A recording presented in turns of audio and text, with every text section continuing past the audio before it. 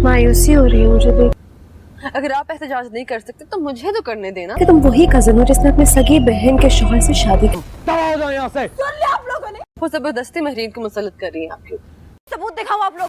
नूरजहां ड्रामे के अगले एपिसोड में आप देखने वाले हैं कि आखिरकार सुंबुल को अपनी अहमियत का एहसास हो चुका है। ये सब नूर बानो की वजह से हुआ है। जब से नूर बानो और सफ़ीना ने सुंबुल को समझाया है तो सुंबुल ने अपने लिए स्टैंड लेना शुरू किया है। नूर बानो कहती है कि आपको इस तरह का साथी मिल जाए जो आपको मोटिवेट करे ज़िंदगी में, तो इससे अच्छा क्या हो सकता है। ये सब इसी वजह से हुआ है, इसीलिए सुंबुल ने अपने लिए बोलना शुरू किया है। नूरजहां ने सबके सामने अपना फैसला सुना दिया है कि सफ़ीर सुंबुल को तलाक दे देगा और वो सुंबुल कहती है कि अगर तुम शाम तक इस घर में वापस ना आई तो सफ़ीर तुमको तलाक के कागजात भेज देगा। जब सुंबुल नूर बानो से कहती है कि नूर मामा ने मुझे शाम तक का टाइम दिया है कि अगर मैं उस घर में वापस नहीं गई तो सफ़ीर मुझे तलाक देगा। नूर बानो से समझाती है कि आप वैसे भी तो उस घर में एक बेवा की तरह ही रह रही थी, आपकी तो वैसे भी कोई अहमियत नहीं थी। इसका मतलब क्या है कि तुम्हें क्या लगता है कि सफ़ीर अगर तुम्हें छोड़ देगा तो तुम्हारी ज़िंदगी बर्बाद हो जाएगी।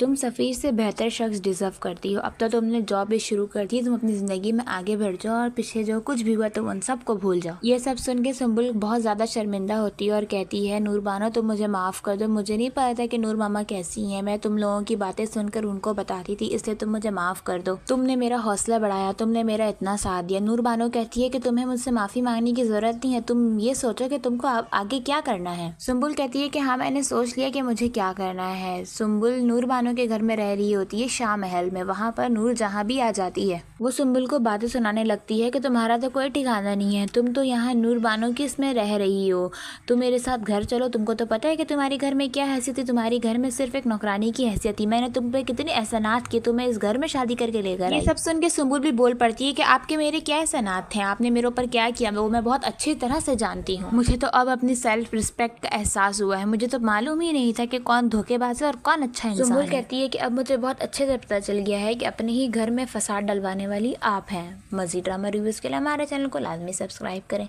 वीडियो अच्छी लगी हो तो लाइक और शेयर भी लाजमी करें। अल्लाह हाफ़िज़।